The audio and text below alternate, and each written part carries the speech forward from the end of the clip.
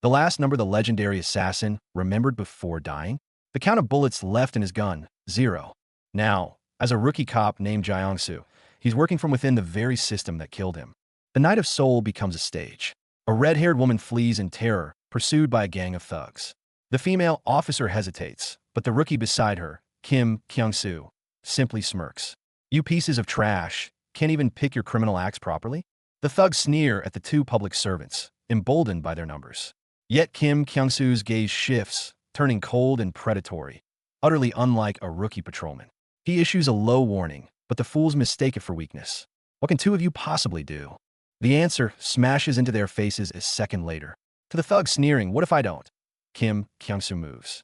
No warning, no hesitation. One punch shatters the defiance. A crushing kick sends the man flying. Fluid, brutal, overwhelming. Even the veteran cops stand stunned. What the hell is this? But at that exact moment, a vastly different image flashes through Gyeongsoo's mind. A mob, gunfire. Not police, but an assassin. The jarring memory fragment freezes him for an instant, the familiar agony of death washing over him again. From the depths of memory, a blade-wielding man, face contorted with rage, snarls at a hooded figure. I'll kill you. But back then, the one called Baigwang merely watched, his lips curving in a cold, almost cruel calm. You don't have the eyes of a killer. You'll never be able to kill me. The present and past blur. Now, police officer Gyeongsoo holds a dagger to a gangster's throat, his gaze colder than steel. But if you don't cooperate, you die. Yet his memory holds an echo. Himself, chained, threatened. Betrayal? The scene violently snaps back to Incheon Port 1 week earlier. In the night, a shipping container door slams open. Figures in black emerge amid flames. The leading man speaks coldly into a phone. I am the one who hunts trash like you. This man is the legendary top assassin of the Hwaguksa Flower Monastery, Baigwang. At a secret base, all assassins assemble. Baigwang watches the late-arriving Dan Peng, a premonition gnawing at him, but the organization's retirement ceremony must be obeyed. The final mission? Take care of me? Orders from the Buddha?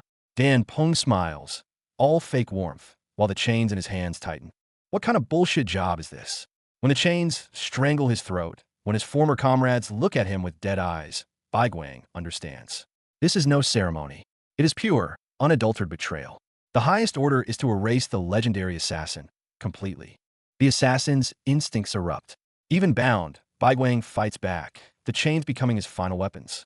He fells several men in an instant, but more enemies swarm, armed with axes, clubs. They are determined to beat the name Baigwang into oblivion. From this desperate strait, Baigwang's violet eyes erupt with terrifying light. Chains coil around his arms, granting their last surge of power. A single strike scatters the remaining attackers. Dan Peng wipes blood from his face, his eyes glinting with perverse excitement. Is this all you prepare to kill me? The battle reaches its most brutal phase. Yet, overwhelming force cannot stop a bullet. Dan Peng slowly raises his gun, all pretense of smile gone. You can figure out why in hell. Baigwang roars in disbelief. Wasn't this the final mission? You promised me freedom. His answer is only icy mockery. The gun fires. The bullet rips through Baigwang. His final sight, a compassionate Buddha statue, incense smoke, and a new message on the cold monk's phone. The bitter irony is unbearable, conducting a 49th day ceremony for his soul while simultaneously ordering his execution. Dying, Baigwang calls the man. He screams at the mastermind behind all, the one called the monk. You piece of shit. You'd even steal my right to live. The response from the other end is the same detached, cold mercy as always. Fury and obsession shatter everything. Baigwang carves a path through the guards, drenched in blood, storming towards the secluded, seemingly holy temple. If you don't clear the way, I'll make my own. Let's talk face to face. His vengeful rage peaks in his final moments. Outside the temple's halls, he screams at the monk who set him on this dark path. He demands to know how a man who calls himself a bodhisattva can kidnap children, forging them into weapons with drugs and violence. Everything, my life, my family, you took it all. Memories collide. The image of Gyeongsoo being humiliated in the police hallway overlaps with Baigwang, striking at the monk. That man stole everything from him across 2 lives. The physical wounds, the warped life, the shattered family. The ledger of debts is etched into that man. Finally, a gun barrel presses against Baigwang's forehead. The monk states calmly, you promised, after the final mission, you'd have a real life. Bai Guang shrieks in despair. You promised me. And the monk reveals the ultimate design. Yes. Therefore, now I grant you an ordinary life death. May Buddha have mercy. The monk's voice rings with final judgment. In the last instant before the trigger is pulled, Bai Guang musters his final strength to swear an oath that would shake hell itself. I will have my revenge. Even if it's in hell, I'll find you. Every last one. I'll crush you. The gun fires. The legend falls.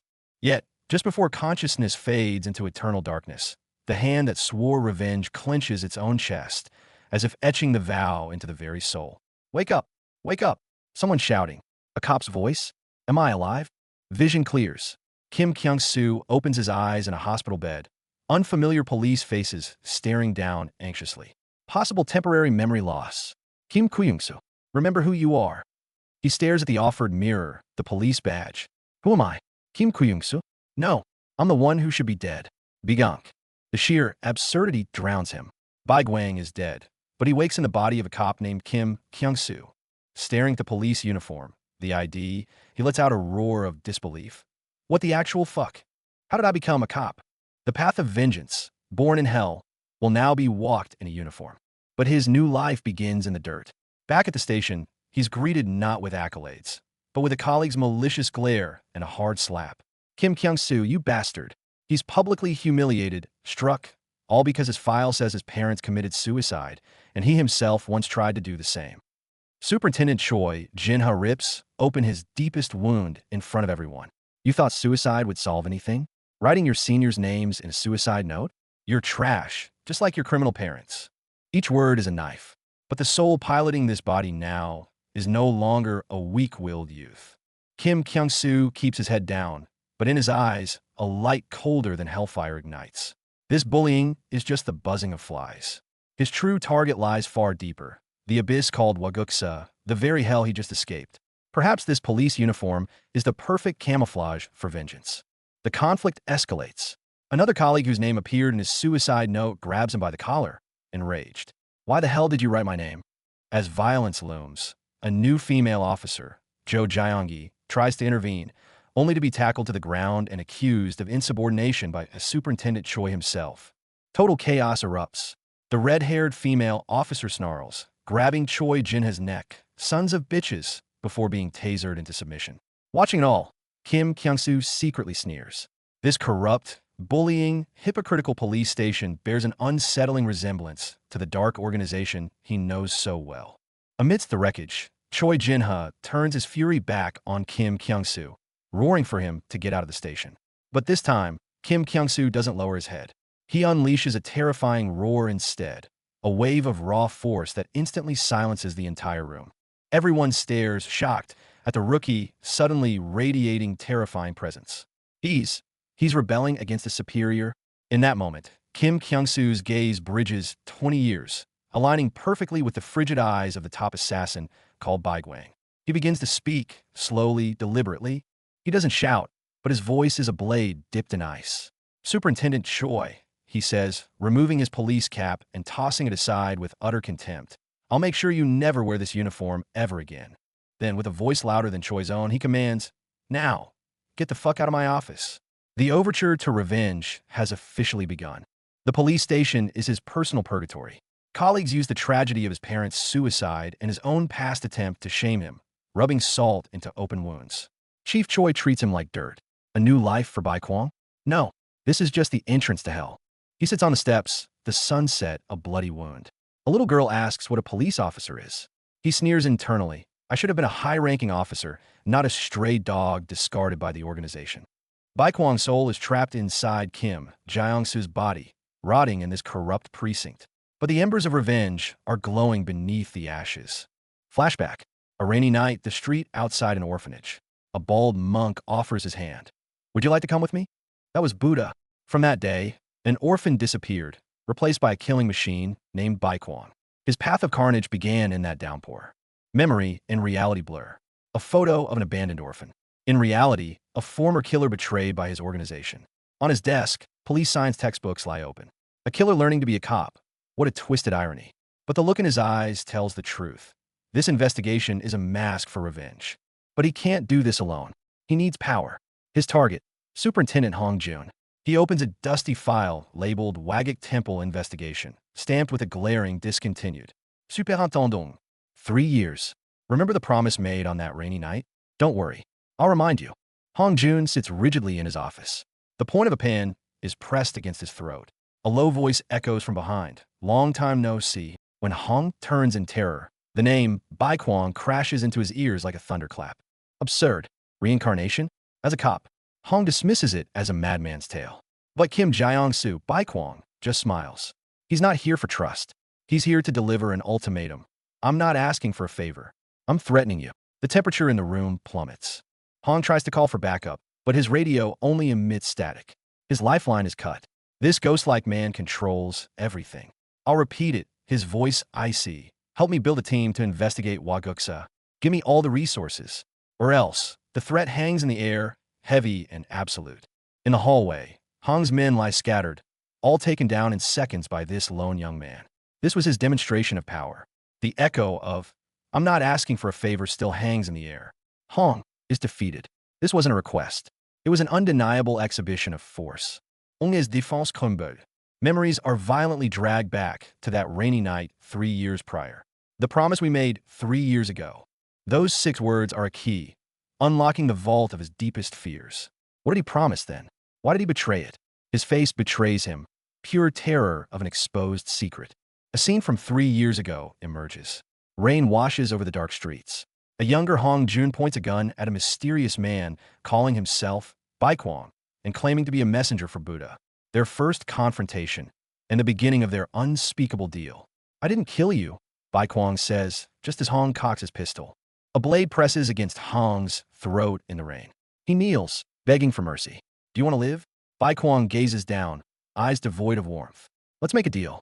A police officer's life was bound with the fetters of betrayal. The deal. Hong vows to send a certain bastard to jail within 3 years. In exchange, Bai Kwong spares his life. Do you hate monks? Bikank asks oddly. On en sert? 8. The reason? Because they're bald. This absurd pact was sealed on that hellish rainy night. 3 years later, in the office, Hong taunts him for being a brown-noser. Kim Gyeongsoo tears the mask off with a cold laugh. I climbed the ranks one by one with my own hands. I needed access to all the police intelligence. How do you think I rose so fast? With a killer's mind. The betrayer finally faces the reckoning. In a high-level police briefing, Kim Gyeongsoo presents his findings. The mastermind is a monk codenamed Buddha. The response? Roaring laughter from the brass.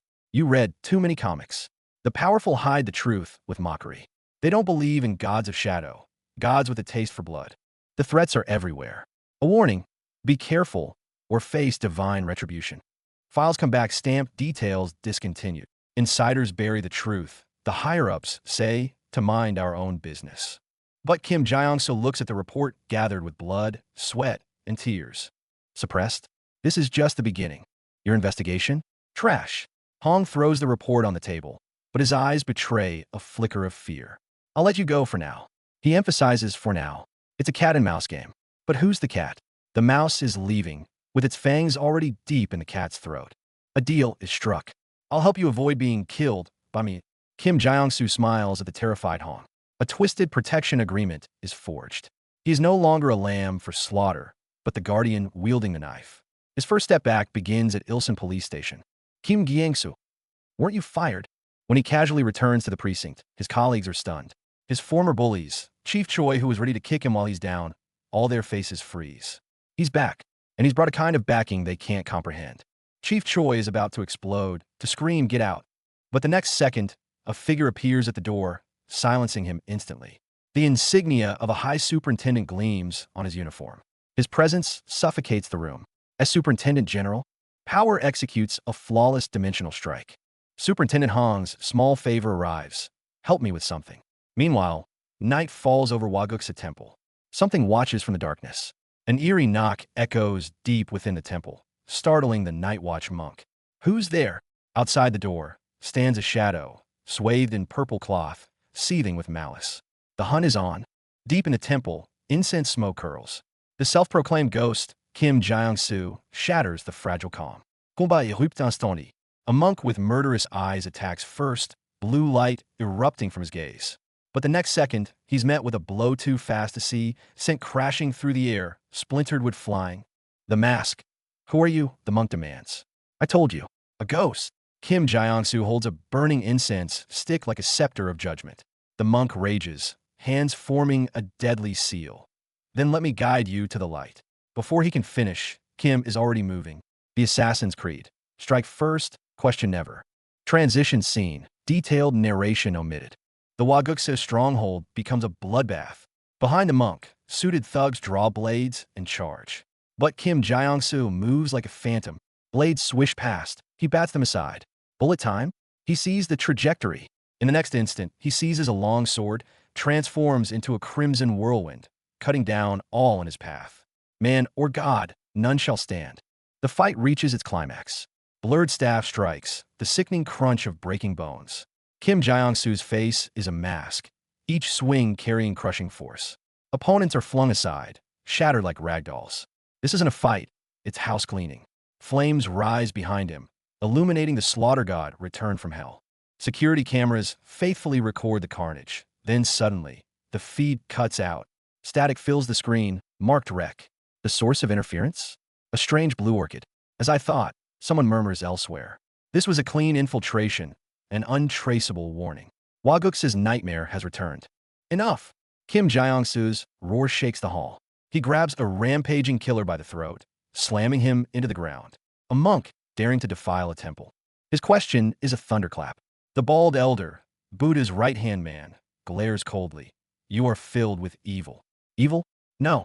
This is merely the prelude to vengeance. Finally, the bald elder makes his move. A palm strike carrying immense force smashes toward Kim Gyeongsoo's face. Let me see your face. But Kim only chuckles. You'll find out in time. Before the words fade, he's already retreated, leaving a ghostly afterimage. I still need to train this body. The first direct contact ends. The ghost has left his card. Next time, he'll be coming for lives. Tear gas explodes indoors, swallowing the room in an instant, choking gasps and coughs everywhere. Yet, within that chaos, a bald figure stands unervingly calm. A simple "I'm fine" sends chills down the spine.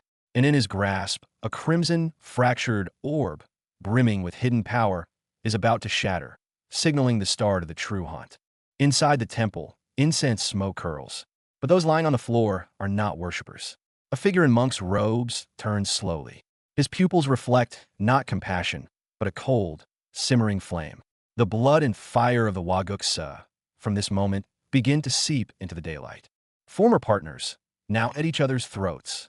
One clings to legal procedure, driven mad by bureaucracy. The other has long since crossed the line, choosing to cleanse in his own way.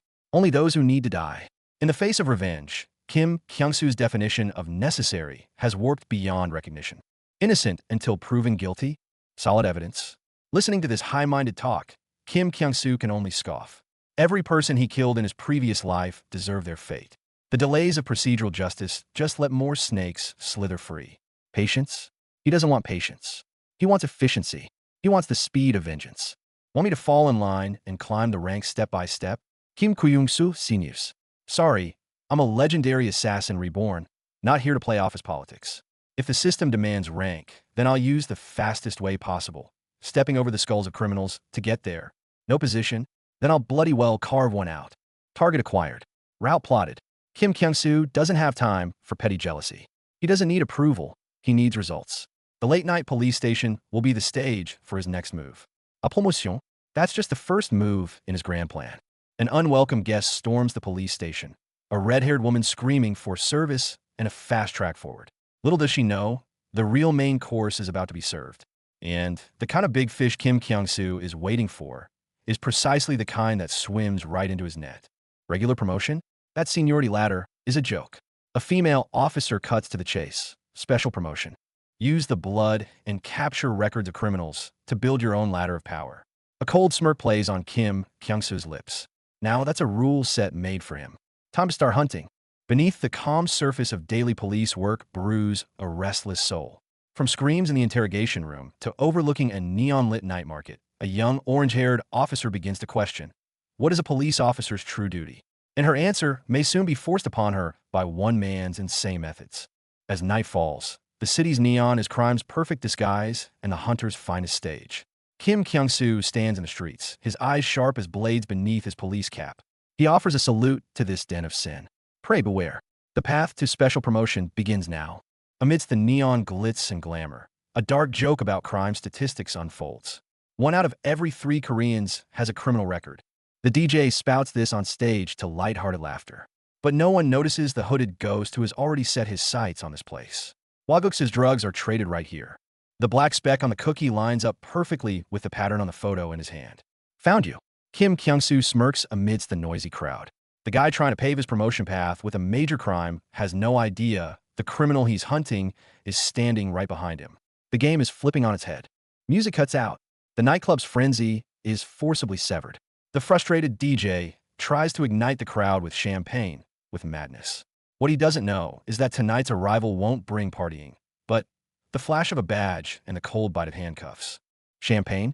Pain relief patches? The DJ rains black cards down on the crowd like a storm.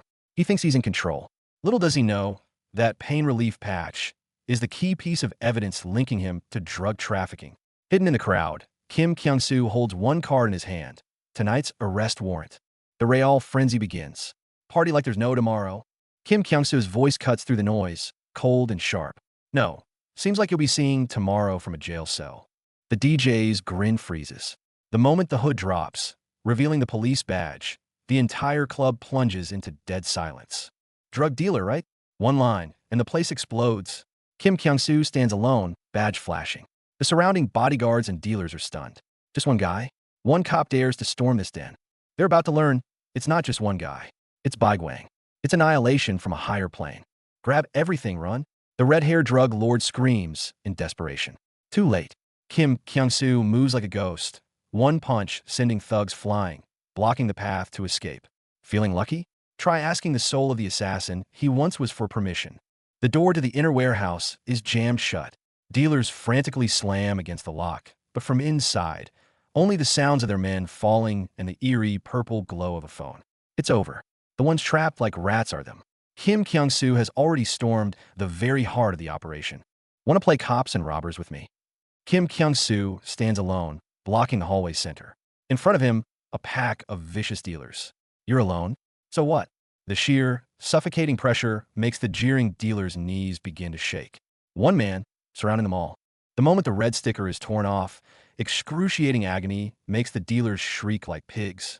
This is Hwaguks's special punishment drug.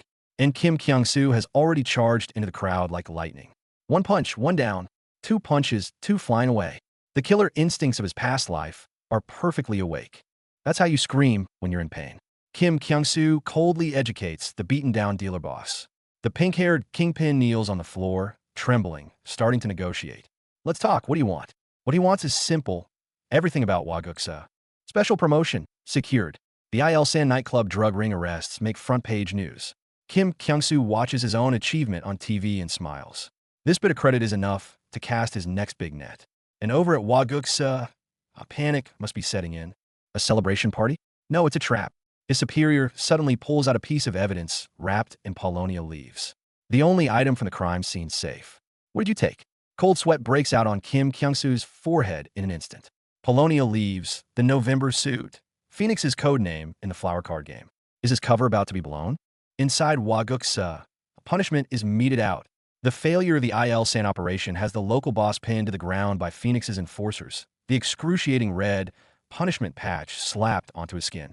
Screams echo through the opulent hall, met with no mercy. Failures are only fit to be consumed. Brother Baigwang is dead. Brother Oak Leaf is punished. Internal purge reports flood in through the encrypted phone. The woman holding it trembles in fear. I don't want to be punished. The next moment, a police officer's portrait appears on the screen. He is the eye of the coming storm.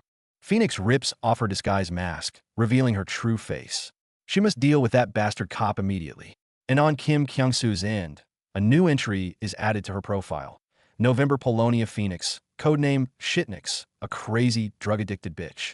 The war just went white hot. Late at night, Kim Kyung-soo, shirtless and drenched in sweat, pushes through a set of handstand push-ups. This young cop's body is perfectly trained. Strength, endurance, agility, all impeccable. But it's not enough. To utterly crush Hwaguksa and all its executives, this body needs to be honed beyond its limits. Muscles rip, Willpower burns. In the training room, Gyeongsoo pushes himself to the brink of collapse, then claws his way back from the water. His eyes show no fatigue, only a cold, determined fire. This body still isn't at its peak. I need more time. The countdown to revenge is ticking. 3 colleagues who were once injured in his previous operations seek out the newly promoted Gyeongsoo. They want to ride his coattails, want a promotion. Sitting on a bench, he looks at these 3 faces filled with ambition and hope. You're saying you want promotions too? A spear of vengeance of his own, making perhaps it's time to forge it. Faced with their enthusiastic allegiance, their self-proclamation as slaves, Gyeongsoo just looks confused. I don't remember. He confesses to his short-term amnesia that night. The air freezes instantly. The red-haired officer's expression shifts from fawning to shock, then to rage. The foundation of their trust crumbles just like that. Is his team built on a memory lapse? Gyeongsoo's new cop body is still a project in progress. But he's not taking a break. He's grinding it into a weapon of pure vengeance. But the hunt has begun, and he's not the only one stalking. A seemingly lost damsel strolls into the precinct, blonde, doe-eyed, the picture of innocence. The office is still a pit of politics and hierarchy, but Gyeongsoo's focus is set far beyond their petty squabbles. The higher-ups yell their empty threats, totally blind to the real viper that has just slithered into their nest. On the street, someone fumes over his perceived unfair luck. Little do they know, beneath the pristine uniform runs a torrent of blood and vengeance. The real crisis is coming. There she is, the damsel in distress. My phone died, can you help? She asks. The best predators always wear the skin of the meekest prey. She needs directions to their precinct, Ilson. And oh, does she know Officer Gyeongsoo? Her father will kill her if she doesn't get her belongings back. Classic. She offers pastries, painting a cozy street scene. Meanwhile, on a cold case file, Wagakese financial controller. Alias, November Phoenix Polonia. Her M.O., drug-induced murder. Each poison has its stage. And right now, this mad phoenix is sipping tea inside the police station. The treats? Bait for the lambs. She strolls through the bullpen, her eyes scanning, until they lock. That's him. A predator's grin spreads across her face. Found you. He tears down her facade. A jammer? Goo. He looks around at the downed colleagues, the dead cameras. A cold smile. These are perfect murder conditions. The hunter has become the prey. His final promise hangs in the air. I'll guarantee you remember the good old days.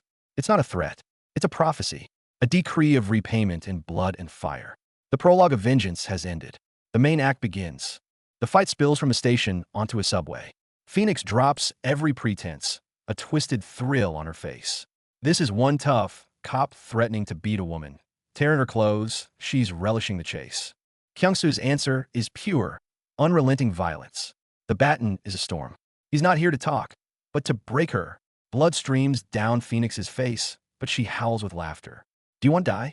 She wipes the blood away, her demeanor shifting. You surprise me a little. Her gaze is razor-sharp, dangerous. You know, normal cop, are you? She's probing, testing if this cop is the ghost from her past. Just as the officers thought they had this strange woman cornered, the situation flipped instantly. Her eerie sticker radiated a sinister aura, instantly disorienting one of the cops. Gyeongsoo shows no mercy. Against these low-level Waguksa thugs, he only communicates through one language, violence. A few brutal strikes later, they're down before they even understand what hit them. Still got the nerve to talk back? Fine. Gyeongsoo punches her in the face. Memories of his past betrayal surge forward. Every punch carries the rage of Baigwang. He's going to beat the memory of who he is right back into her. Interrogation? This is a one-sided reckoning. You should be able to recognize me now, before I literally beat you to death. Gyeongsoo's baton strikes with a force of thunder, each blow of vengeance for his past execution. At the critical moment, another woman appears. Distracted, Gyeongsoo steps on the cassette tape on the floor. Shit, is the crucial evidence about to be destroyed right here? Plot twist on a plot twist. As Gyeongsoo goes for his gun, the strange sticker on the woman's forehead erupts with an eerie red light. An indescribable agony and confusion instantly floods his mind. That sticker is something else. Purple, mucus-like substance starts spreading from the point of contact like a living thing. Skin first. Then, the entire body begins to twist and mutate. Backup is almost here. Gyeongsoo is in no hurry now. Staring at the utterly transformed foe, he smirks coldly. We'll meet again today. Very soon. The berserk power inside her is already boiling over. Chaos erupts in the police station. An officer's body mutates horrifically. Amid the panic, the woman with the purple facial markings smiles eerily, whispering softly, "By Kwapa." The mutated officer is rushed to the hospital, but everyone knows this is no ordinary medical case. Kim Gyeongsoo's eyes are icy. She has become the most deadly human narcotic. Elsewhere, the Wagukse's roosterhead enforcers are still gloating, thinking they took down the intruder with their drug-laced smoke. But from within the haze, a cold voice cuts through. "I need to borrow some equipment. The expensive kind." Fully armed, Kim Gyeongsoo steps out of the smoke. "Miss Phoenix." She was too scared to even show her face. Whatever. His target now is to completely loot this Wagukse training base. Operation begins. The Phoenix Feathers squad breaches the door, taking down the guarding grunts with lightning speed. Bullets tear through the air, the fight escalating instantly.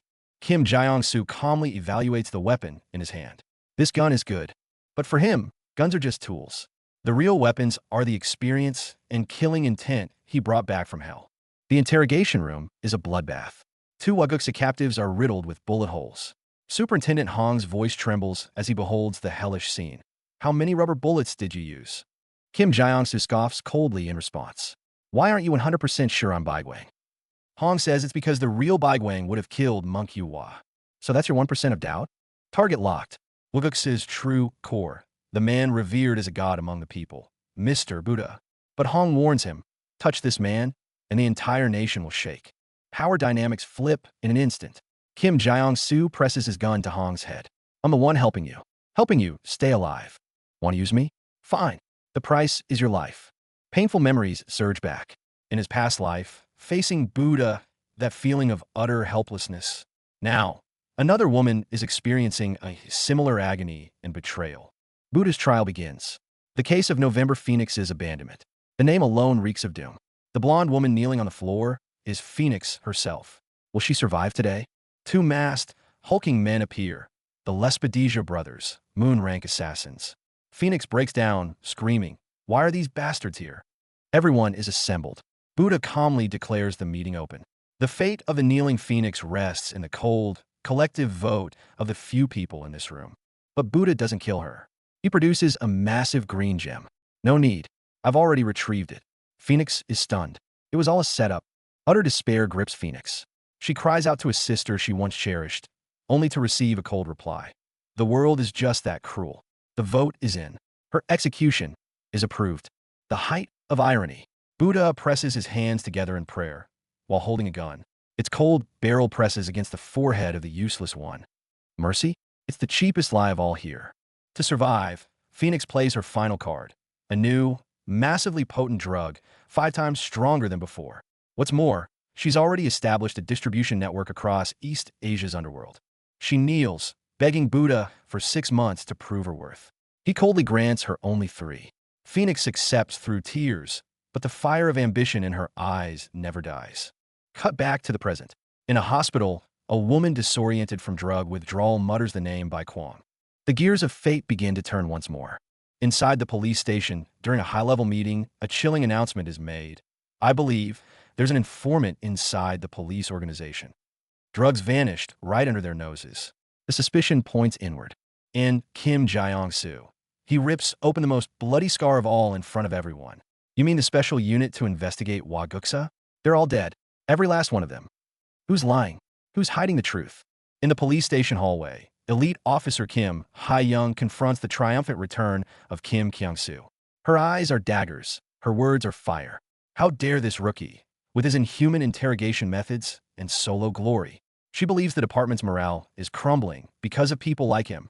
Facing Kim Ha-young's accusations, Gyeongsoo doesn't even bother looking up. As she lists his supposed crimes, he scoffs internally.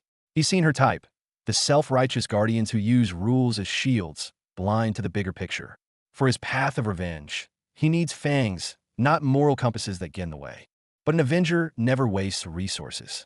His gaze sweeps over Kim Ha-young's tense physique, a weapon forged in years of real combat.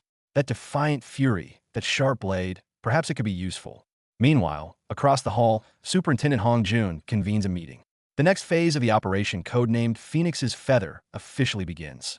In the meeting room, Hong Jun's orders are cold and direct. Gyeongsoo listens, but his mind is already 5 steps ahead, playing his own game. The superior's command provides the perfect cover to build his private army. And his target? The discarded trash, lying forgotten in a hospital ward. Training starts now. Gyeongsoo drags his rookie squad into a live combat simulation. His first test? He plays the role of a vicious criminal, challenging them to take him down together in 5 minutes. Hwang Hee-jun, Lee Song-hyun, Jo Jae-youngi, they're all stunned. This isn't training. It's a death match against their own instructor. 4-minute countdown. The trio huddles, thinking their whispers are safe. Hee-jun curses, Song-hyun trembles. Only Jae-youngi stays focused, hastily assigning roles. A feint attack, a ground grapple. They have no idea Gyeongsoo's senses are sharp enough to hear a heart rate across the field. Time's up. Gyeongsoo moves. He doesn't use his assassin techniques from his past life, sticking to standard police combat. But his speed and power are on a different level. Hee-jun's boxing footwork is read like an open book. A single crushing blow sends him flying. This is how you catch criminals? Song-hyun's jiu-jitsu is a joke against overwhelming power and speed. The moment he tries to close in, a devastating kick floors him. Gyeongsoo's voice is ice. You show your back to a criminal? This is real combat, not a dojo demonstration. Every mistake here is a potential death sentence. Finally, it's Jae-youngi's turn. The physically weakest but sharpest-minded member surprises everyone. Under immense pressure, she doesn't brute force it. She seizes a split-second opening, landing a clean, precise punch right on his chin. No touching police. She corrects between gasps. No touching women. Looking down at the 3 gasping figures on the ground, Gyeongsoo feels a flicker of approval. They're still far from ready, but there's potential. 10-minute break, he announces coldly. Then we do it again. 3 more times. He intends to grind every ounce of weakness and fear right out of their bones. Hellish training is just the appetizer. Gyeongsoo's real target is intel. In the interrogation room, alone with 2 Waguksa captives, he sheds his police disguise. Using the tone and memories of his past life as baigwang, he shatters their defenses. Recognize these scars? He asks. Made by Phoenix's high heels. The captives' minds break completely. They think they're facing a ghost, the legendary, deceased assassin baigwang. Gyeongsoo leans into the lie, spinning a tale of a top-secret mission from Buddha. In this web of fear and confusion, the critical intel spills out. Buddha is displeased with Phoenix, and Phoenix is developing a new drug 5 times more potent. Intel acquired, mission escalated. Following the clues, Gyeongsoo's squad targets a new Waguksa secret meeting point. No backup, no contingency plans. He leads his 3 battered rookies and storms right in. The warehouse door explodes inward. The white-haired boss and his men, mid-drug deal, freeze in shock. They stare at the 4 cops who just burst in. The first emotion is disbelief. Then, panic detonates as they lock eyes with the leader's icy gaze. Cops. The fight explodes into chaos. Waguksa enforcers attack in a frenzy. This time, Hee-jun's fists finally connect with real enemies. Song-hyun's jiu-jitsu locks onto a thug's throat. Jae-youngi weaves through the chaos, using wit to cover for lack of strength. And Gyeongsoo, he moves like black lightning, leaving a trail of unconscious bodies in his wake. The dust settles on the battlefield. The warehouse is a wreck. During the search, an elegant card slips from the cargo, a Wado card, and at its center, a single, glaring Hanja character, Gong, Gwang/Light. That character strikes like a thunderbolt, hitting both Gyeongsoo and Kim Ha-young, who's observing from the rear. Gyeongsoo's pupils constrict violently. Gwang, part of his past life's name, baigwang. Is this card a warning? A taunt? Did someone in the organization recognize him? A storm of thoughts rages in his mind. What chills him deeper is Kim Ha-young's reaction. Her instantly blanched face, her unmasked shock upon seeing the card. This woman, she is connected to Waguksa. Suspense coils around everyone's neck like a cold serpent. The power struggle between Buddha and Phoenix, the terrifying new drug, the mysterious Gwang card, and the enigma that is Kim Ha-young. Too many uncontrollable variables have suddenly appeared on Gyeongsoo's revenge chessboard. This game of hunter and prey is sliding into a darker, more unpredictable abyss. Cut to the heart of Waguksa's power, deep in the shadows unseen by Gyeongsoo. The woman codenamed November Phoenix endures in human torment. To gain the power to control everything, she has made herself the first test subject for the ultimate new drug.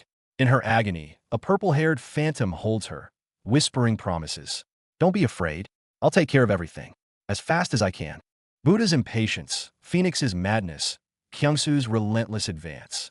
The edges of three opposing forces clash repeatedly in this city soaked in drugs and hatred. The coming storm promises to be even bloodier. And that card-bearing light? Is it the key to Pandora's box or a death warrant for everyone involved? The air in the warehouse feels heavy enough to choke on. Lee and Huang are breaking down, already wanting to run home. But Jo Gyeonggi, she's the anchor. She grits her teeth and tells him to calm down. This isn't over yet. That bastard Gyeongsoo, as much of a devil as he is, wouldn't abandon us here to die. Right? The thugs are furious at their hesitation, screaming about the cops outside. But Kim Gyeongsoo watches silently. Her panicked action means nothing. It's a distraction at best. He's waiting for the one opening. Taking the initiative? Fine. The thug explodes, throwing a heavy right hook. It lands clean, but it does nothing. That's supposed to hurt? Feels like a child's punch compared to Gyeongsoo's training sessions. Watching his men struggle, a smirk plays on Gyeongsoo's lips. They're getting fired up. Wasteful trash can still have uses with the right refinements. Gyeonggi is riling them up, doing exactly what he knew she would, all according to plan. But let fear control you, and it's over. The red-eyed thug is the perfect example. He roars for blood, muscles bulging, and leaves himself wide open. Lee Song-hyun sees it, moves in, and it's over in a flash. Fight's done. A different scene unfolds elsewhere. A female captive begs to surrender. I'll tell you everything, just don't hit me. But Gyeongsoo sees her face, and the rage flares. This bitch, she's one of them. He grabs a tactical stun device. Time for some payback. Stern set AP, Stern D. Boom, the climactic clash. The purple-haired brute lunges for the female officer. It's over, until a dark blur rockets, and like a missile, it's Kim Gyeongsoo. A flying kick powerful as an axe cleaves down. The unstoppable menace is laid flat. Now, he snarls, all of you see this? Aftermath. Useless trash kneeling in defeat. Drug manager Chong trembles, sandwiched between two rooster-masked giants. And their boss, the man in the floral shirt, stares with cold, detached eyes. He sees corpses, not people. In the interrogation room, Manager Chong is broken. The cops, the monsters, defeated. Then a card falls from his person. He stares at it, eyes widening with a terror deeper than any pain. A name escapes his trembling lips. B. Baigwang. Infiltration. To boost the team and play watchdog, HQ send a transfer. Meet Superintendent Kim Ah-hyung, KMP, SOU Elite. Skills? Rumored to take on 10 at once. Attitude? Read it on her icy face. This is not a team-up, it's an occupation. First order of business for the new boss? Re-establishing the pecking order. Target? Kim Gyeongsoo. You. Officer, she barks. On your feet. Gyeongsoo responds by lounging deeper in the captain's chair. Sorry, leg injury. He's not moving an inch. A flush of crimson creeps up Kim Ah-hyung's neck. Try. Me. Gyeongsoo just smiles wider. Superintendent, senior, both start with S. Not much difference to me. Cut the hierarchy crap. That's the final straw. What did you just call me? Fine. I'll make you stand. Action. Before anyone can even shout a warning, Kim Ah-hyung explodes. Her leg lashes out like a whip. Her target? The sergeant trying to calm things. He's sent crashing to the floor. Did she just take down a superior officer? This woman's insane. Brazilian kick. Spinning kick. A barrage of lethal strikes. Kim Ah-hyung is unleashed fury. But the real monster is Gyeongsoo. He moves like smoke, weaving through the storm of kicks. Not a single one lands. His eyes are cold, analytical. How dare you? Dodge all of them. Enraged, Kim Ah-hyung shifts tactics instantly, latching onto Gyeongsoo's wrist with a grappling hold. Lichtning Fust. She's on another level compared to Lee Song-hyun. A weapon this sharp. He needs to possess it for himself. And just like that, the tables turn. Gyeongsoo effortlessly reverses the hold, pinning her to the floor. You said you'd make me stand. Why are you the one lying down? She's seething, trembling with sheer, unadulterated rage. She even decks the poor sergeant who tries to intervene again. Strategic briefing. Operation Phoenix Feather is on the board. According to reliable intel, courtesy of Gyeongsoo, the Waguxi hold a monthly leadership meeting. 15 days from now, we hit them. Ah-hyung immediately protests.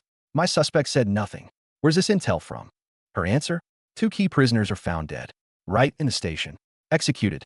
Security is a joke. Her scream echoes with betrayal. Ah-hyung sees red. She's being shut out. She draws her sidearm, pressing the barrel to the senior officer's head. You think I won't blow your brains out? Everyone freezes. She's gone completely mad. At the heart of the storm lies a card. Found at the ambush site. A flower card, bearing a white bird and the character for light. Gyeongsoo sees it, and the world stops. Meanwhile, in a different room, Kim Ah-hyung is shown a photo of the same card. Her composure shatters. Tears stream down her face, and her body trembles. What is this thing to them? Waguxi headquarters. A blonde-haired girl learns of Bai Guang's death. Her carefully built world collapses. All plans, all atonement gone. She crumbles to the floor, her very will shattered. And their current ruler, the blue-haired woman known as Phoenix, observes the breakdown with icy detachment. She sees assets, not hearts. Send out the injured as bait, deploy Chong and Kim Doncheol. Worry too much, she muses, and things always go wrong. She distributes new blue pills. Pure, potent, designed to erase unnecessary thoughts. Take it and give yourself completely to Mr. Phoenix. The men swallow them, their eyes glowing with fanatical, drug-induced compliance. A new trap is set, ready to spring. 15 days of hell commence. The training ground lies empty. His other recruits have conveniently disappeared. Only Jo Gyeonggi and her instructor, Kim Gyeongsoo, remain. Since it's just you and me, let's have a proper chat. His grin is downright demonic. As special, secret training, Gyeonggi stares at the taser and tactical pen in his hands. The dread hits her like a wave. Her personal nightmare has officially begun. You're trash, Gyeongsoo states. No room for doubt. Stamina? Pathetic. Combat skills? Laughable. No talent. Guess who dies first on Operation Phoenix? You guessed it. You. But his mind works differently. Top of the written exams? Ace the interview? Yet physically weakest? The math doesn't add up. Unless she's hiding something. He'll pry that truth out of her. This training is the interrogation. He presses the tools against her skin. I'm going to make you remember this feeling. He smirks. The next instant, a blur of motion, Gyeonggi executes a desperate, flawless reversal, slamming him to the ground. His other two recruits arrive just in time to see their master pinned. Master. 15 days later, a full moon hangs in the sky. Operation Phoenix is go. A heavily armed police unit infiltrates the woods. But the atmosphere is thick with paranoia. No one trusts Gyeongsoo's squad. Kim Ah-hyung and her KMP-SU team eye everyone with suspicion. Tensions snap. What the hell is even in these woods? You lied to us, and I'm putting you down first. The fuse is lit. The line between hunter and prey, cop and target. It's all about a blur in a night of blood and fire. The strike team infiltrates the dense forest, the air thick with ominous silence. Just as they think they've hit a dead end. What the hell? Two figures by the campfire, with chicken heads on human bodies. They've stumbled into some kind of nightmarish lair. That chicken-headed monster is unnaturally strong. It instantly takes down two officers. Its body is hard as stone. The team is in shock. They're not fighting humans. They're fighting monsters. But there's no turning back now. Operation initiated, regardless of what hellspawn they face. The entrance is breached, and the real campy elite commandos take over.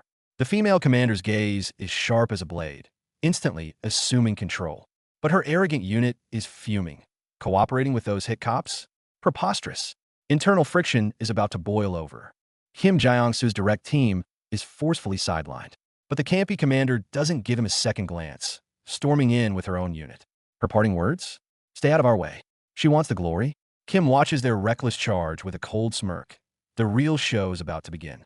Through the secret tunnel, deafening techno music hits them. The commandos burst into the club, and what they see freezes them in their tracks. A room full of people, eyes vacant, swaying back and forth like drug puppets. This isn't a party. It's a zombie hive. In the control room, a man in a suit has seen it all unfold.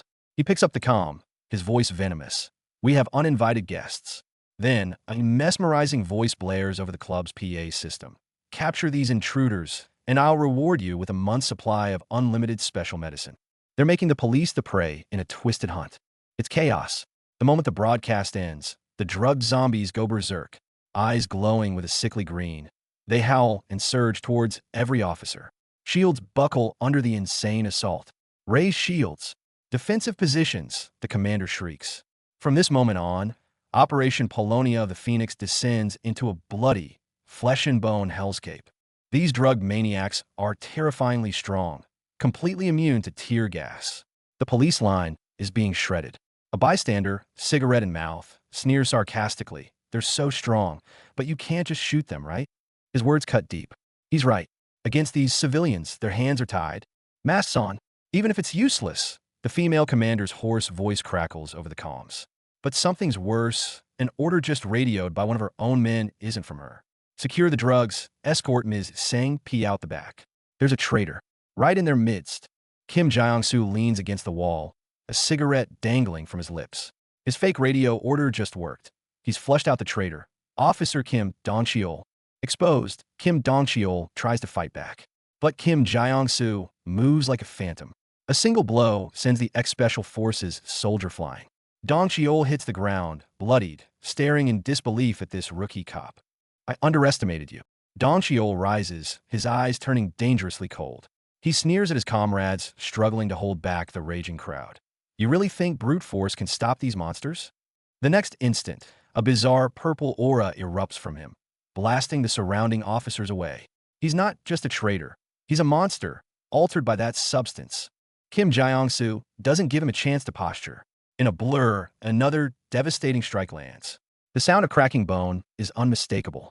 I promised someone I'd try not to kill, Kim says, his voice icy as he pins Dong-cheol down. So you better stay still.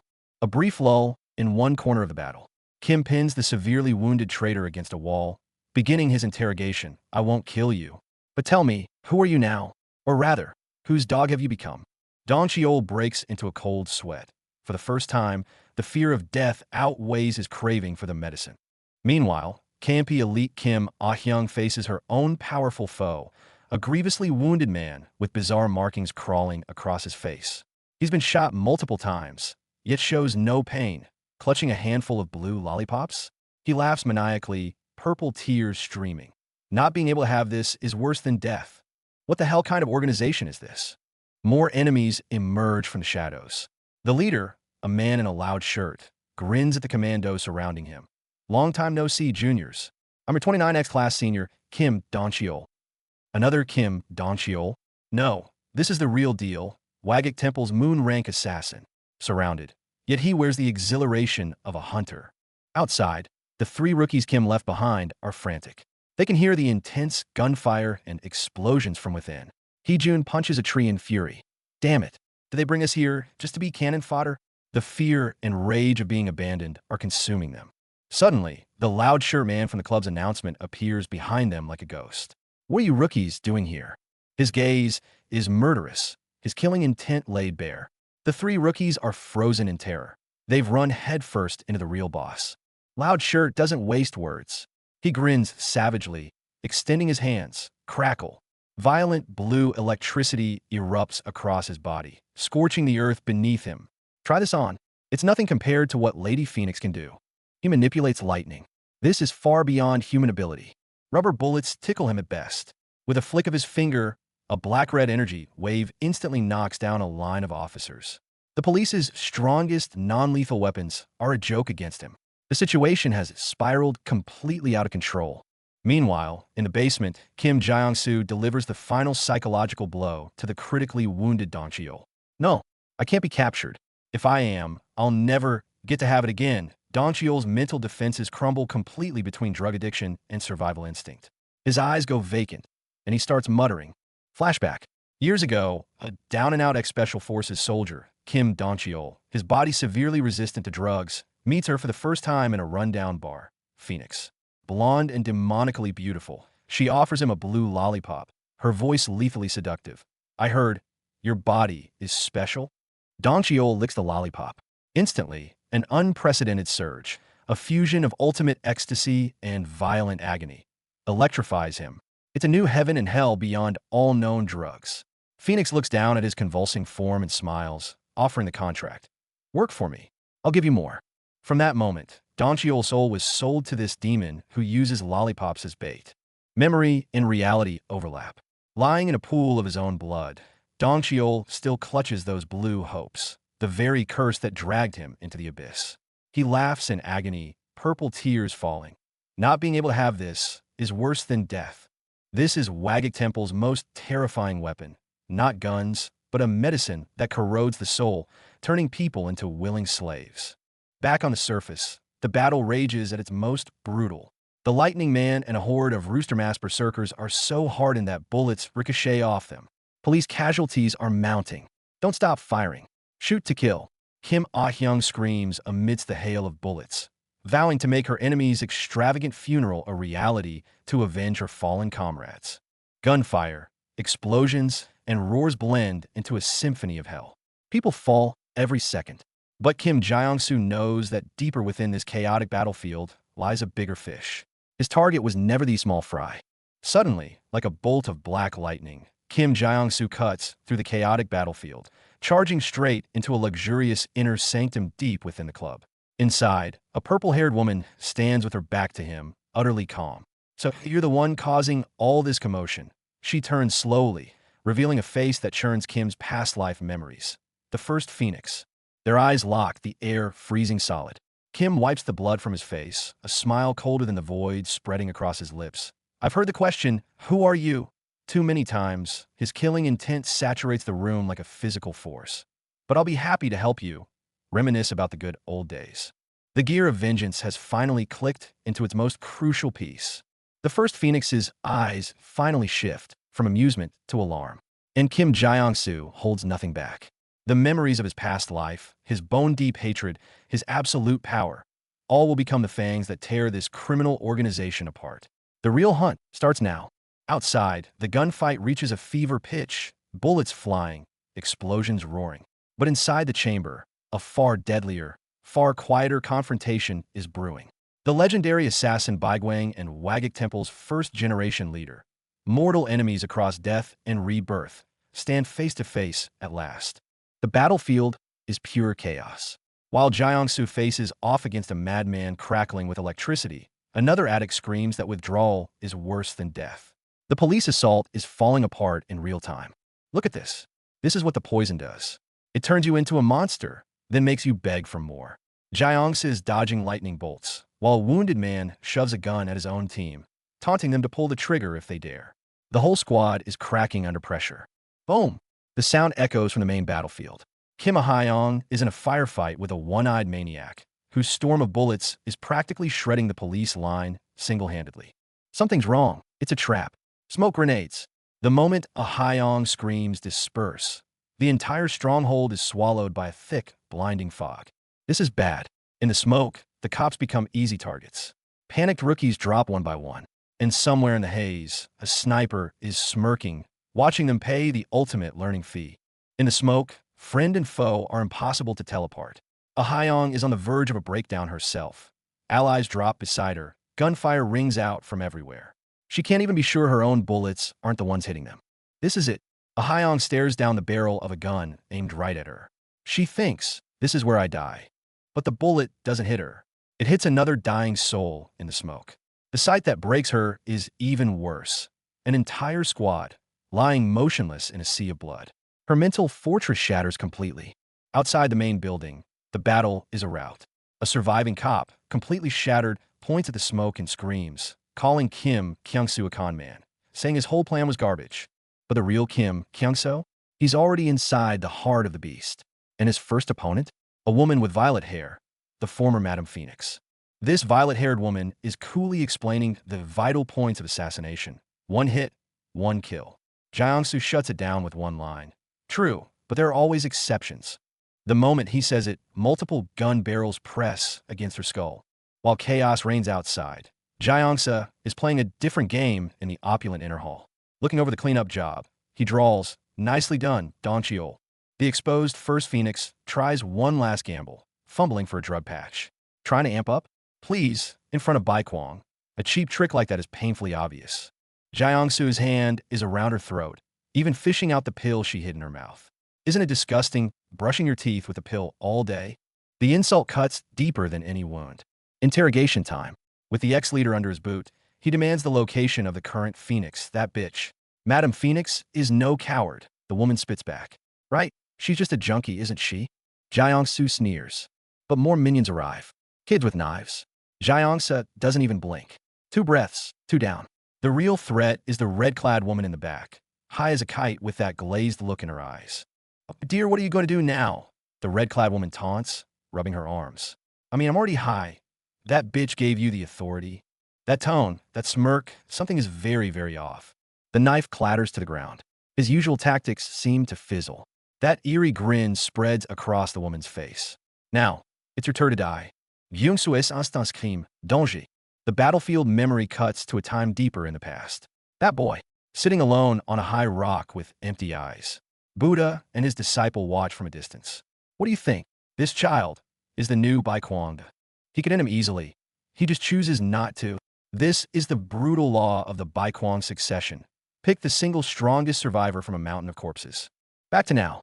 The first phoenix, crushed underfoot, finally spills. The power transferred long ago. The name Phoenix now belongs to a younger, far more insane woman. The scene shifts suddenly to a lavish room. Here it is, this ceremony of power transfer. The old Phoenix, unwilling to be replaced, offers the new Madam Phoenix a poisoned drink, thinking she can kill her. She never saw it coming. Phoenix watches the old Phoenix break down, her expression icy. The old sobs, "Why does everyone hate me? Why?" The new one's reply is flat, "I will never love you." Then she makes her drink the poison. Cut back to now. In the wreckage, a bloodied, mentally shattered Madam Phoenix collapses into Gyeongsoo's arms. Or maybe he finally cornered her. She sobs about loneliness, about being hated. Is this really the notorious drug lord? She looks like a broken child. In his arms, with her last breath, she seems to seek finality, then die. Her arm goes limp. Is Madam Phoenix dead? Outside, the operation is winding down, evacuation begins, the wounded are carried out. But fear grips the team. Where's the captain? Where's Sergeant Kim? They find him, but he's shielding a little girl in his arms, locked in a final brutal exchange with the last of the Lespada brothers. He's covered in wounds, drug side effects are frying his nerves. He's hanging on by a thread. He wants to rip out every single police officer's organs. This Dong Cheol has completely lost it. His rage is like a runaway train. Nothing can stop him. A scream comes from Gyeongsoo's direction. His teammates' hearts are in their throats. But the fallen monster is still snarling. This girl's body still has use. What the hell does that mean? We underestimated them. Everyone underestimated the vitality of these monsters. They hit a pressure point, but these freaks just clawed their way back from hell to deliver a final, devastating blow. Hostages? Please. In his past life, Kim Gyeongsoo was the legendary Bai Kwang. He knows the most effective negotiation is to make sure the kidnapper can never speak again. He pulls the trigger without hesitation, shattering the shield with a single shot. Everyone's dead. You're the only one left alive. Those words are a lifeline, but also a death curse. The exposed prey explodes on the spot. You son of a bitch. And another bloody brawl erupts. I had high expectations for her. Before the words can fade, a red streak of death arrives. A motorcycle smashes through everything. It's Phoenix. She's not dead. You want to ram me with your bike? Then taste police-grade riot shield. Gyeongsoo counters with a devastating justice bash, blasting Phoenix and her motorcycle clear off their feet amidst the flames. Amidst the sea of fire, Phoenix finds the surviving cops, holding a burning helmet. But the answer she gets is the cruelest news possible. My team, I'm the only one left. In that moment, the eyes of the vengeful goddess are left with nothing but hollow despair. Phoenix is completely defeated, collapsing onto the cold floor. Struggling, she raises a hand, her bloodshot eyes mixing tears with final defiance. I'll kill you. The man standing over her, Gyeongsoo, just calmly clasps his hands together. Dear me, how terrifying. Fragments of memory surface on a cold, rainy night. In his past life, Bai Kwang was punished for defying Buddha. A girl silently followed, asking if he was okay. That girl was Phoenix back then. She said, I'm relieved you're okay. Now, you're in charge of the evaluations. The young Phoenix was intensely jealous of Bai Kwang. The name Bai Kwang became a title she dreamed of possessing. If I become a moon, you'll still be nice to me, right? She pressed him again and again, just for a promise. It was the fragile bond they shared in the darkness. A smoke bomb? No, it's poison laced with performance-enhancing drugs. Phoenix rides her signature red motorcycle like a ghost from hell. The smoke heavily obscures the cop's vision, his arm stiffens, but he still has to, oh no. Before he can finish the thought, that crimson streak of death is already in his face. You really thought I couldn't chase you down the stairs? Throttle wide open, Phoenix steers her bike, charging headlong down the stairwell. This isn't a chase, it's a suicidal charge. The SWAT officer leaps down to intercept, but the next second, the motorcycle is already blasting through their defenses with her on it. The hallway is littered with her fallen underlings. Phoenix furiously charges the SWAT officer, only to be stopped dead in her tracks by an ice-cold remark. You know, you run this business really well. Her identity is completely blown. Accelerating to throw me off? The motorcycle screams down the narrow passageway at its limit. The pursuer behind her scoffs, but you're not wearing a helmet. The next instant, speed and fear combine. Phoenix is thrown clear from the bike. Flames illuminate both their twisted faces. Phoenix, kneeling on the ground, points at the cop in front of her and screams in collapse. Why do you always blame me? And the man she's accusing is Gyeongsoo, or rather, the senior who forever cast a shadow over her life and her memories, Bai Kwon. Who the hell are you? Phoenix howls. The reply she gets is chillingly calm. I am Bai Kwon. And the Phoenix is a law enforcement code name. He demands her surrender, her testimony, everything about that disgraceful monk. And upon hearing this, Phoenix actually smiles. Bai Kwon? Ha ha ha ha. What do you know? Who do you think you are? Phoenix laughs maniacally, her laughter brimming with insanity and despair. And when Gyeongsoo asks why she didn't just leave, she completely breaks. Bai Kwon is dead. She shrieks out the final truth. The truth is revealed, dripping with blood. Buddha showed me Bai Kwon's corpse, said if I disobeyed, I'd be next. Phoenix sobs out her story while recalling a rainy vow from a girl. I hate how the moons slaughter each other. But the boy beside her said, if I can become a moon, I'll surpass even Buddha. That boy became the betrayer. The memory stops on a promise in the rain. The girl pleads again and again. You'll still be nice to me, right? Promise me. But that promise, in the darkness of the Waguksa, was doomed to be crushed. Reality snaps back to the brutal battlefield. The gravely wounded Phoenix's expression suddenly grows distant, euphoric. Drugs are the best thing in the world. Even though she's battered and bleeding, the pain is making her feel an unprecedented high. The drug can fix everything, right? For Phoenix, drugs are the anesthetic that lets her escape reality and the source of her power. She drowns in the hallucination of feeling so good, her body and face twisting horrifically. But this cure is just the last flicker of light before the final plunge into the abyss. The hallucinations fade, leaving behind the unbearable reality of agony. I was supposed to win. Why? Phoenix struggles in a pool of her own blood. Gyeongsoo simply looks down at her, delivering his final notice. Reality hasn't changed. It only gets worse. Give up, Phoenix. My drug is the best. You know nothing. Phoenix's face, twisted by drugs and madness into something monstrous, screams in defense of her last shred of purpose. But Gyeongsoo punctures her bravado with a single line. Your most precious drug is already gone. Now give up. In her despair, Phoenix becomes a mere addict, begging her executioner for a fix. Give me one dose, please. Then kill me. The scene makes Gyeongsoo think of his past life. If he weren't Bai Kwon, what choice would he make today? When Gyeongsoo accuses Sang-Pi of harming children, the insanity on Phoenix's face instantly freezes, replaced by pure shock. But she quickly masks it with mad laughter. You want to kill Buddha? Huh. Buddha even killed Bai Kwon. And you think you can? She's mocking the sheer audacity of it. Gyeongsoo gazes at Phoenix's ruined body. He remembers his own past life training. The mantra, the body is just a consumable good. But when a consumable gets a new lease on life, reborn into the horrific visage before him, a chill finally runs down his spine. Phoenix's face, covered in red, fleshy tissue, suddenly lurches closer. You are not my body. She recognizes some fundamental truth. And Gyeongsoo, in turn, sees within that twisted visage the shadow he least wanted to see. You are. The soul of Phoenix whispers its final words from within this remodeled shell. Choose. On the other side of the stronghold, the surviving monster Doncheol is also subdued, bleeding out. But he warns the cops with the most venomous tone. Touch me, and I'll kill you all. Even on death's door, this monster radiates pure menace. Officer Jiang Yi stares in shock at Doncheol's demand. Stick all these patches on me. This is the drug. A drug dealer. Ordering the cops to administer the drug to him? The final explanation for this madness has yet to come. Under the sterile blue laboratory lights, the monsters known as the Les Spies brothers stir. They feel the corrupt, dark power coursing through their vine-wrapped bodies. This rage can only be quenched with police blood. The ultimate irony. This bloodied wretch, trapped behind wire mesh, is the very man who ordered the assassination of Bai Kwon.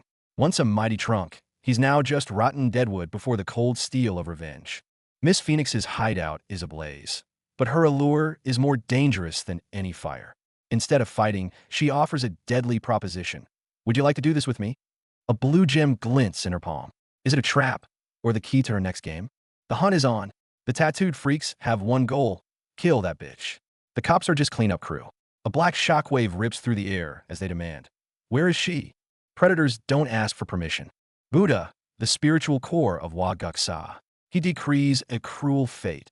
A boy and a girl, bound as a single unit, future shackles and shields for each other. The boy's silence is deafening, just another tiny sacrifice in the temple's twisted training system. The brutal truth is laid bare. The girl's only qualification for passing the trial was waking up in a pile of corpses. The boy's crimson eyes hold no pity, only judgment. Her tears and pleas are worth less than dust here. On the precipice of death, children make an oath. Stand up. I won't tell anyone. The smallest promise, sealed by hooked pinkies, becomes the last flicker of humanity against a backdrop of carnage. Can you promise me? Okay, I promise. Lies and truth collide. She's lived in agony, believing she was betrayed and abandoned. But now, the man she blamed finally roars the truth. I never broke my promise to keep you alive. A lifetime of hatred built on a single, fatal misjudgment. The accusation explodes in the firelight. Why were you the only survivor that day? Her terror is the first clue. Then, violence consumes everything. A violet energy storm erupts, shattering police shields and their faith with one brutal strike. Payback for a traitor. The masked man forces a red pill down his former comrade's throat. Watch the path I've chosen for you. Old love has curdled into hatred in pure agony. This isn't an interrogation. It's a death knell tolled by the traitor's own bones. No one touches Miss Phoenix but me. The last loyal dog of Gyeongsoo rages in the streets. But something worse arrives. A masked killing machine drops in, his warning a chilling promise. This road you chose will take you straight to the trash. She has arrived. In an eerie violet glow, a long-haired woman with a hidden face smiles a dangerous smile. Some very tasty little morsels are here. Her eyes have found their prey. A threat far deadlier than any police gun. A twisted appetite. Surrounded by cops, the violet-haired woman licks her lips. I don't eat women. Then, her hungry gaze fixes on a man. But you have a very nice body. This isn't a fight. It's the inhuman stare of a predator sizing up its meal. A boxer? No, a savage beast. The masked man boasts 10 years of boxing experience. In the next breath, he tears through a cop's armor, cackling in admiration for his opponent's physique. I like it. Violence is his only language. Chaos, then explosive action. Heejun drops from the sky. He pins the brute down with a single move, instantly humbling the thug who was just taunting everyone. The tables have turned in a heartbeat. The curse of the survivor. The blonde woman's face twists in pain. Why was I the only one to survive that day? Her answer is heavier than death. Probably because I'm immune to drugs. This isn't a gift. It's the cruelest brand burned into her soul. A black-clad man presses a dagger to a boy's throat. I have a poison recipe. His smile is viperous. Through it, one can gain immunity, become a new moon. This isn't salvation. It's the forging of a perfect Gyeongsoo weapon built on poison and lies. The secret in the gruel. The girl confesses, all these years, I've been putting something in your food. The boy survived, but the cost of endless suffering. Immunity is never a gift.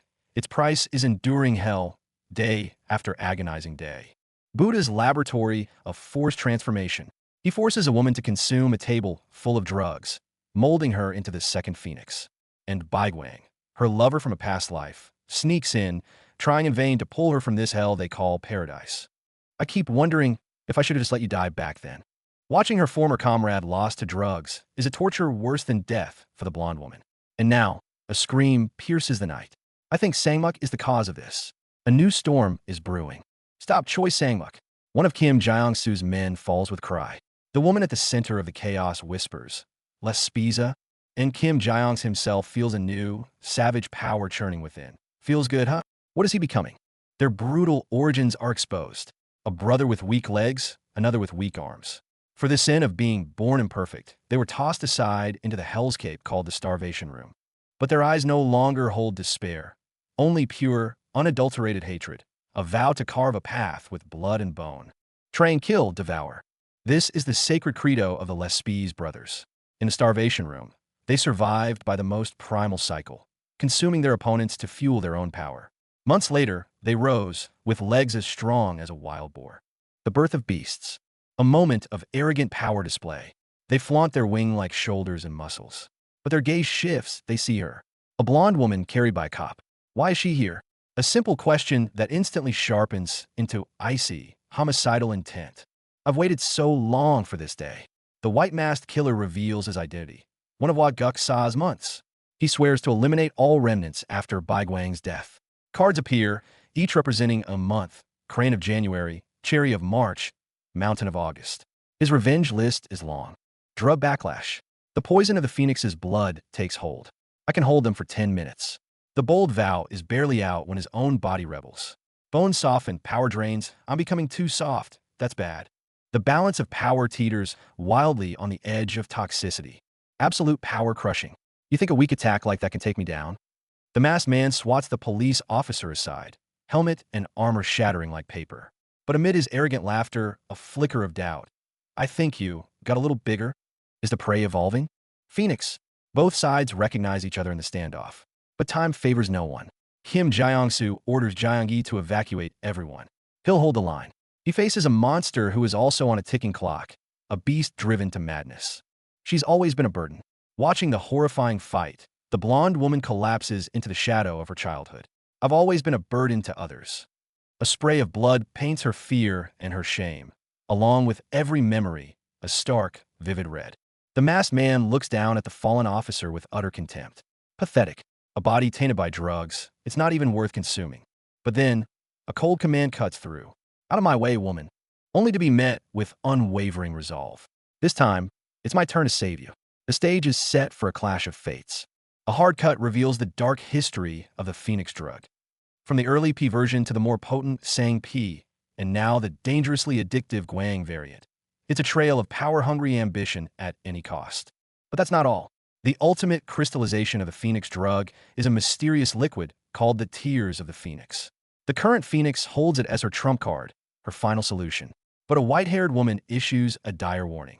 This thing is a one-way ticket to hell.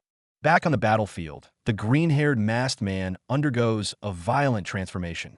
He roars in agony, his body erupting in terrifying crimson energy. My body is clean now. What is he purging? And where is this sudden, berserk power coming from? You're just another junkie. The blonde woman sees right through him. He rages in denial, but a split second later, a blow faster than lightning smashes into his face. I'll kill you, you psychotic bitch. The masked man goes berserk, launching a frenzied assault. But the silver-haired woman's counterattack is brutal and precise, each move aiming to maim. My eyes, my eyes. A scream of agony echoes through the air. Outside, Gyeongsoo's team seizes a brief opening and finally reaches the hostages. Extract Captain Gyeongsoo and the children now, orders the squad leader. The rescue is moments from fruition. But at the very last second, a hulking, bloodied figure crashes down from above. I told you no one leaves. Hope is extinguished once more, replaced by utter despair. No more hesitation. Lee Songhyun, get Gyeongsoo out of here. Hwang Hee-jun, grab the kids. Acting on pure adrenaline, Gyeongsoo's squad executes the desperate extraction order. Against all odds, they succeed. Meanwhile, inside, the battle between the silver-haired woman and her foes escalates. One vows to kill all these cops, while the other declares it will be a mutual grave. A new, ominous figure appears, the one in the green hoodie. He surveys the carnage with cold eyes, his target clear. I'll find that red-headed policewoman and kill her myself. The coordinates for revenge are reset. All debts have come due.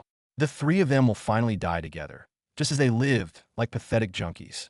This is the end they've written for themselves. A rainy night, stone steps. Gyeongsoo, no, Baigwang, confronts the past he's tried to bury. He was the assassin known as Mess. His mind flashes to his uncle, a legendary assassin named Baigwang. That man was tortured to death by Mr. Buddha for refusing to kill civilians. From that day, to survive, to climb, he shed his morals. He became Mess, a wraith who personally dragged countless drug addicts into hell. But why? Why have I changed so much? The girl's question that rainy night was really his own. The answer was brutal and simple. Was it the drugs? The hatred? No. It was the endless compromises demanded to survive within Gyeongsoo. He remembers Mr. Buddha's teachings. Evil men are reborn as insects or livestock to atone. But what about his uncle Baigwang? Why was he reborn a human? A girl whispers, because he clung to a shred of his humanity. And me? I'll probably just be born again, right back into this hell on earth. The scene cuts to the present. The captured blonde woman lies dying. Drugs, gimme drugs. She pleads from a pool of her own blood. For her, A sober death is the ultimate torment. The torturers use the promise of drugs as their final cruelty. Will we die sober? No, we're just like you. In the depths of madness and despair, the last vestiges of humanity are extinguished beneath the masks. Never make me be born in this place again. Please. The silver-haired woman's broken plea is her final rebellion against an endless cycle. She wants nothing more than to escape this hell. The surviving Lespedesia brothers reunite. Their bodies are contaminated, their power fading, but their hatred burns hotter than any flame. My vengeance isn't finished. They will hunt the police, no matter the cost. Just as they're about to resume their hunt, a radio transmission from the highest levels arrives. Not backup, but a retreat and destroy order. Burn all drugs and facilities. Evacuate immediately. For the first time, the organization's highest command clashes with their personal vendetta. Burn it all. Watching the raging inferno brings them a twisted satisfaction. That drug-addled woman's body? Not even good enough for the dogs. Revenge's sweet poison mixes with the bitterness of feeling discarded, all consumed by the flames. Deep within Hwaguksa's core, a card symbolizing the completion of Operation Polonia of the Phoenix is slowly set down. The mission's codename shifts, signifying the next phase. A single robin brings a message, heralding the start of a new, even darker game. Deep within the temple, Mr. Buddha's voice echoes like an ancient bell, sounding the prelude to revenge. Gather, everyone. The ceremony will now begin. A new, targeted conspiracy against the police is about to unfold. In the hospital, the first word from a barely conscious Kim Gyeongsoo are, "Phoenix died." The confirmation brings not victory, but a profound sense of loss. Another lead gone cold. And there's more. Hong's sick. And that punk Hwang Hee-jun, they say they want to resign. What? Gyeongsoo feels a headache coming on. The team he fought so hard to build wants to fall apart now? These idiots. I swore to get my revenge. It's infuriating. But he has more pressing matters. He brushes off the officer and suits up. There's a funeral he absolutely cannot miss. Meanwhile, in the shadows of Hwaguksa, the white-masked woman voices her displeasure at an absent member. The Heron of January thinks we have nothing to do. A new assassination order has been issued. The target, Superintendent Hong Jun. The funeral is over, but that's just the surface calm. The real battlefield is just beginning, hidden behind these masks. In the Hwaguksa's lair, an emergency meeting is underway. The opening line is a bombshell. Phoenix, their current leader, is dead. Their first order of business? Clean up every trace of her existence. But cleaning up the past is just step one. Buddha, the bald monk, immediately issues a new, bloody command. Assassinate Chief Superintendent Hong Jun. He wants the police force decapitated. But doubt is raised. They already sent someone to kill Kim Gyeongsoo. They sent the legendary assassin Bai Gwang. And the result? Bai Gwang crawled back with horrific injuries, leaving just one phrase. That cop is very, very strong. Buddha listens to the report, his eyes growing colder. He speaks slowly, so he doesn't finish the sentence, but murderous intent fills the room. Their new target is the high-ranking officer who's started investigating them again. A new kill order is signed. Meanwhile, deep in the mountains, someone is following the final clue Phoenix left. The coordinates lead to a muddy, empty clearing, just bugs and muck. Is this a dead end? Or is the key hidden right here, beneath the dirt? In the inner sanctum, Buddha's disciple questions the plan. Is it really wise to assassinate a highly public police official right after the Phoenix incident? But Buddha's voice shows no emotion. Everything will be fine. In fact, it might be even better. What is he trying to cover up? Buddha's logic is ice cold. The public is angry but forgetful. Why not just blow it all up so everyone forgets? But one specific target must vanish. He remembers the man with the Bai Gwang mask, that terrifying aura. He realizes the target cop shares the same scent. Two hypotheses take shape in his mind. First hypothesis, Bai Gwang trained the cop. Dismissed, Bai Gwang was under constant surveillance his whole life. Second, Hong Jun built his own elite team to take down Hwaguksa. More likely, as Hong's team was involved in the Phoenix case. But Buddha remained skeptical. How could a new team, in just 1 month, nearly kill Bai Gwang? Then, crucial intel arrives.